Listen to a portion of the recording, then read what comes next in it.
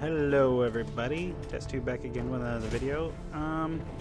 Today I wanted to talk about Gigantic and Gigantic's horrendous re-release. So anyone that played this game in 2017 fell in love almost immediately. Like if you spent any significant amount of time learning the characters and learning how to play the game, like here's a small example of what I'm talking about. Anyone that's really good at Gigantic loves Gigantic. Anyone that's really good at Valorant, or it doesn't really matter what other game. Anytime I see like a high level streamer that plays, name it, Apex Legends, anything, they often really dislike the game that they kind of play over and over and over. And you don't see that as much in a game like Gigantic. Or if you do, it's not for the same reasons. The only things that I see people complain about time and time again are the things surrounding the game, not anything in the game. Even though I'm not trying to pretend there's no problems with the game. There's slight hiccups here and there. The balance is wonky, but it never got its time in the sun. It collapsed inside of a year. And not for the reasons you would think. There was just so many other games that came out at the same time. And it's not that this game is worse than those or they were better. It's just there was this gravity shift towards a different type of game that nobody wanted anything to do with hero shooters. And not to mention, Overwatch was just unstoppable.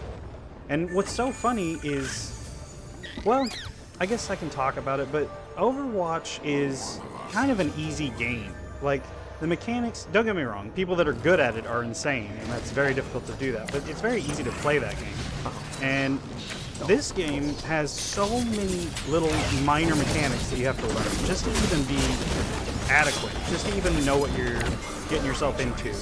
And people don't usually want to stick around for that kind of thing. So, when it was a choice between Overwatch, which is really easy to get into, and this, which is difficult, the choice was clear.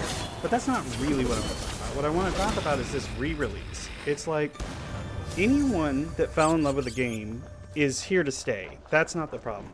Look at this. Nos is coming back.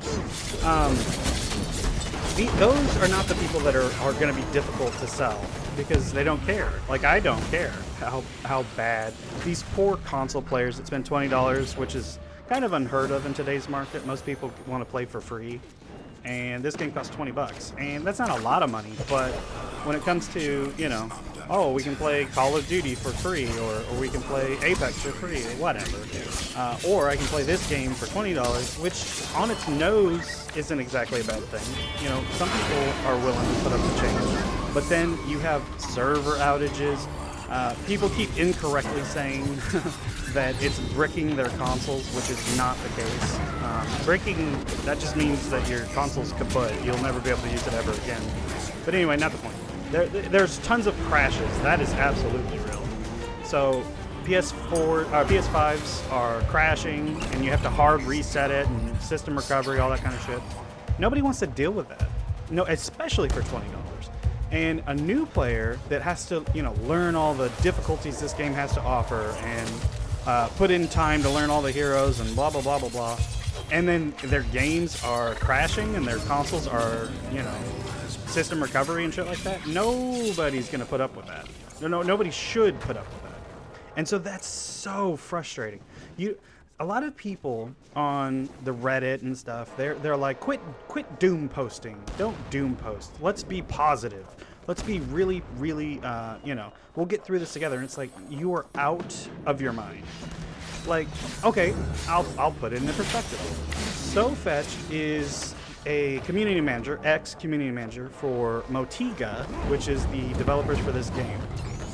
SoFetch has had enough. He's infectiously one of the nicest. Like, I can't even really describe it, but if I had to, you could put him in a pool of piranhas and they could be gnawing his legs off, and he would still be like, well, at least their teeth are sharp. He's so nice, and he's always got a smile on his face, and he grits and bears whatever comes his way. And the experience for him as he plays Gigantic, which he loves, everyone loves the game, but the experience to do it is so bad that he finally had enough. On his stream, he cracked down and kind of went off on not really anyone in particular, but you know, if I had to list the current issues, this obviously, and this is through no fault of the game exactly, but in order to play the game, people have to go through hell in a handbasket. It's just not worth it. So the player base is small, and we already knew it would be because it's $20 to enter. You know, it's an unknown game. Not a whole lot of people know about it, and most of them are playing Call of Duty anyway, right?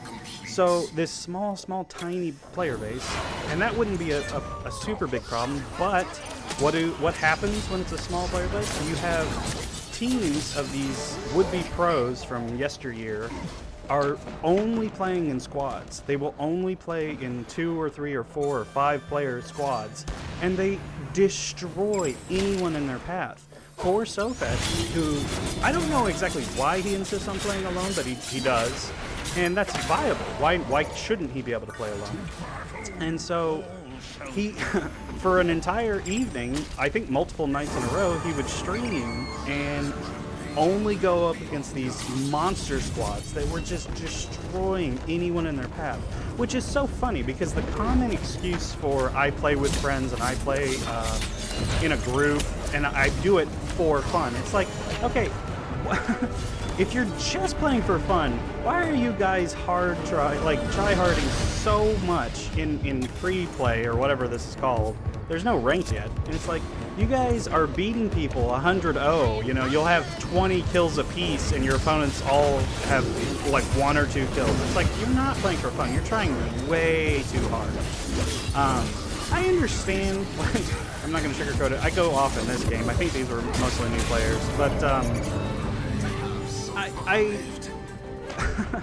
I understand if you are more skilled than your opponent. You don't have to play like an idiot just to allow them to play. I'm not trying to say that, but there is a difference between a solo player doing really well and a group strategizing and doing all these tactics that are, for lack of a better word, very boring. Like, if you only play for power, if you only play for positioning, if you only play for, you know, and you never take risks or anything, or you're just dominating so hard that the opponents can't even get out of their airship, come on. It's not fun. It's not fun for anyone. And obviously, I may be blowing a lot of hot air, but even Sofetch was like, I'm going to take a break. I'm just going to cool off, let things, you know, see where they go. And it's like, this game, I love this game, but to see it in this state with this mentality, it's like this game's going to die again. This is one of the greatest games I've ever played. And it's probably going to die in another, you know, what, 2 to 6 months or something. And that sucks. Like, it drives me insane that terrible games like Call of Duty can make $1 billion a year or whatever it is. And first off, it's the same game every year. And it's just boring. It's like the skill ceiling for those games are so low. It's so boring. And this game is beautiful and unique and interesting. And it's getting killed again. And so, but that's not the only thing I want to talk about. Like, yeah, the player base, yeah, this, yeah, the bad launch, and that's all true. I want to make it very clear that I'm not sugarcoating it, that, what is it, abstraction? Like, they tried or whatever, but this is unacceptable. Like, the queue time thing, and like, you would queue 462 times and get one of them to go through, that was ridiculous. I will say it's been fixed on PC, but I hear it's not on console. The poor console bros are just struggling. That's not acceptable. In 2024, nobody's going to stick around for this. Only the diehards. And, you know, the diehards that kept the game alive in private servers, they clearly will do anything to play the game. And that's fine that they're, you know, that dedicated. But I can tell you right now, no casual audience is going to go through this. It's just not going to happen. Ever. So, and I want this game to succeed, even though I know that Abstraction has kind of made it known they're not intending to do any type of like content updates or anything crazy like that. I guess we're getting a ranked mode, but who knows how that'll go. I mean, if it's going to be these 5-man squads against randoms and shit, like, that's going to die immediately.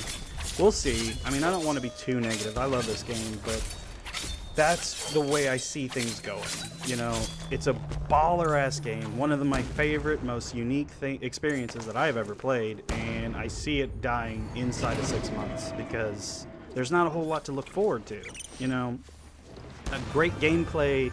You can have the greatest gameplay in the world, and it's not going to reach anyone because they're not going to stick around for this schlock. And I wanted to prove it as an example because, what was it? Okay, Cyberpunk 2077, when that released, I forget what year, was a catastrophe, okay? It was a garbled mess. The sound was broken. The graphics didn't work. The people were T-posing and just bugs and bugs and bugs. And it stuck around, and people talked about it because it's like one of the most beautiful games ever. But what kills me is Cyberpunk is a really boring game. It's not fun, or at least to me. And you know, if you love it, I'm sorry, I'm gonna shit on your game because it's not a good game, like at all. What I always remember seeing is people were like, you know, once the bugs get sorted out, we'll have a really good game on our hands. And I was thinking, what? Like, are you out of your mind? Cyberpunk, with no bugs at all, just polished to the nth degree, is still a boring first-person shooter with not a whole lot of things going on. The story I didn't like particularly, maybe you did, whatever. But it's like, this game is one of the most creative games that I've ever played, with the most deep, rich mechanics, stamina, and you know, a lot of people don't even seem to realize all the stuff that goes into the game, or fighting in the game. A lot of people just use spells and hope for the best and swing, swing, swing. It's like, if you manage your stamina, which I do pretty well in this particular match, you can loop around, you know, get killed by a bloomer, pick up some health packs, and come back and do what I'm doing here, just clean house. It's really as simple as, if you have more stamina than them, you can catch them.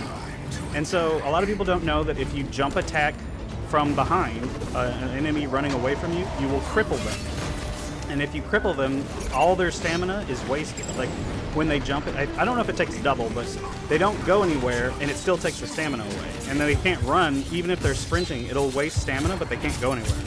And so you're wailing on them while they're trying to run away, and their stamina just goes away.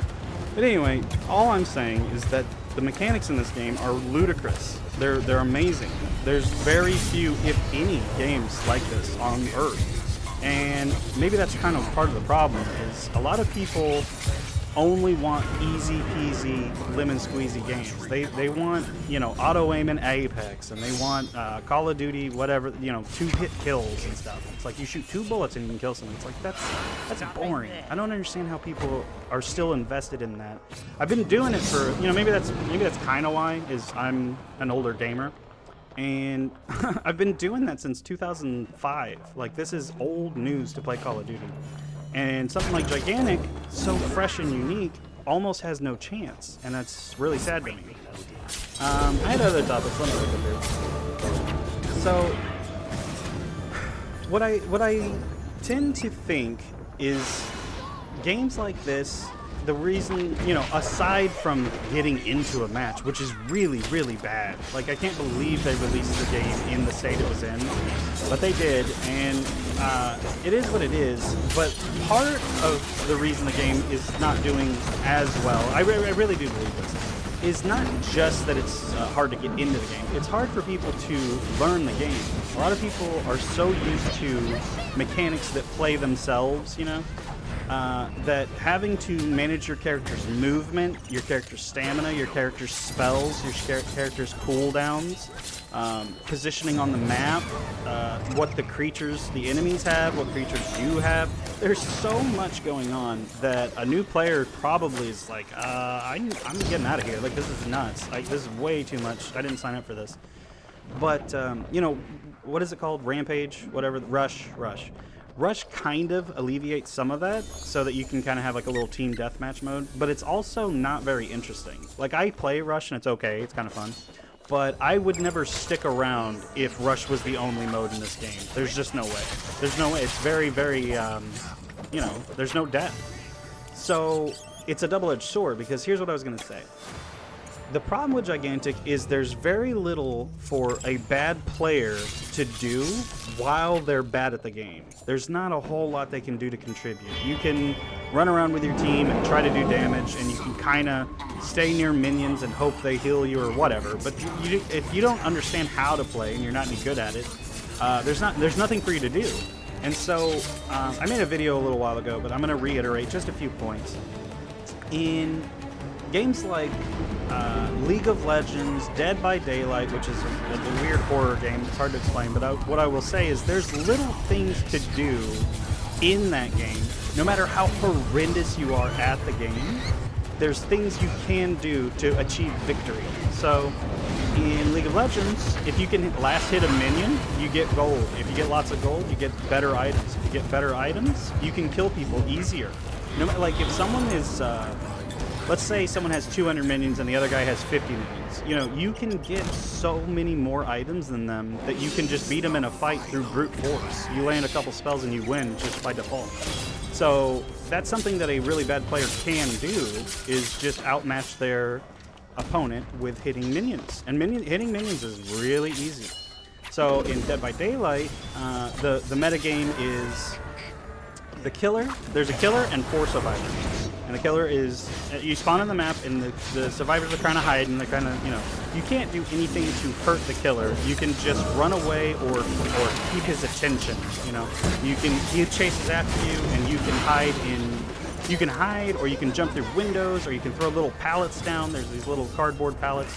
You stun the killer, blah, blah, blah. So anyway, but that's hard to do. But guess what's really easy to do?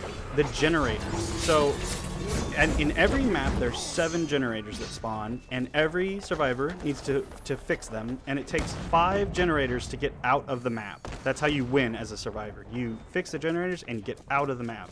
And it is brain dead easy to fix the generators. But that's great. That's wonderful, because it gives players that are really, really bad or learning. You don't have to be a bad player, but if you're learning the game and all you can do is fix those generators, that's great, because that's how you win the match. And people that are really good at the game love to run the killer around. That's the fun of it, is you interact with the killer a lot, and you get his attention, and he can't catch you, and he's really mad, and you know, he focuses you, and he just can't catch you. That's the fun. That's the dynamic of the game. There's lots of little spells. I think they're called perks. The perks help you do this and help you get away from that, and blah, blah, blah. But the point is there's that little mechanic of just fix those generators, and you're helping the team, and eventually you will help them win. You can contribute to victory as a brand new player if you can just do the little mini game of fix the generators, which is brain dead. So Gigantic doesn't have that. It's a little bit frustrating, because as a brand new player, there's dragons flying around, there's team fights, there's, you know, all this AoE damage all over. It's a clusterfuck. Nobody knows what's happening as a new player, and it's like, this is overbearing.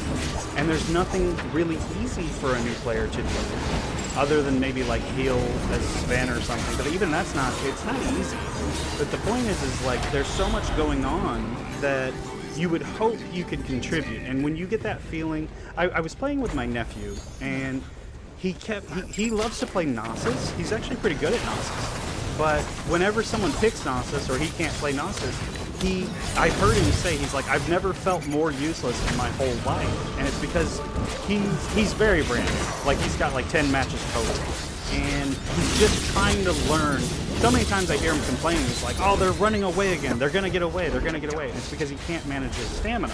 And that's something that you learn over time.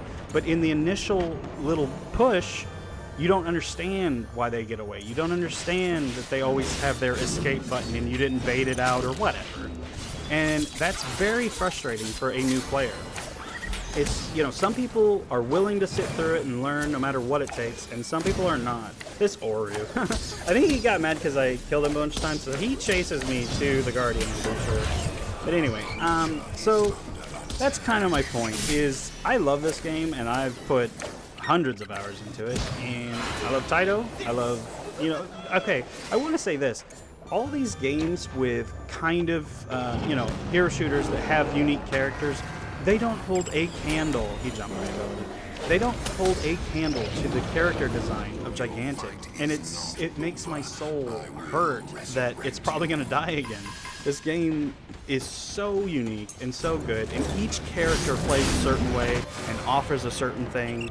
And, you know, I've seen tier lists, and people put Taito as like a B tier, and it's like, obviously I'm biased because I love Taito, but Taito is like an S tier character to me. I think he's the best character in the game, not because he can win any duel or whatever. It's maybe tier lists are kind of bullshit anyway, especially this early, because yeah, people have been playing for 7 years or whatever in private lobbies, but imagine a meta, you know, especially with balance changes, because I will say that some of these characters like Kajir and all this, they're broken. They're ludicrously broken. So, and only because of bugged out reasons, not because, you know. But anyway, so the point of what I'm getting to is this game is in its infancy when you compare it to things like League of Legends or whatever. Stuff that's been going, and millions of people have spent many hours exploring what the game has to offer. Like, I have another video I'll be uploading. It's a rush mode, and I didn't even know Charnock is an excellent duelist. I had no clue. I played this game for hundreds of hours, and he kept doing spells that I've just never even seen in the game, because I'll be really honest, I don't even see that many Charnocks, and when I do, they usually play from a long range distance kind of thing. Charnock is a sick duelist, an amazing duelist. I was trying to build ult here, that's why I keep attacking this minion. Also, I mean, you know, 7 years ago, people used to run. Whenever you heard someone's upgrading a minion, the whole team would flood the minion and kill it instantly. But in this game, and slash with new players, nobody does anything.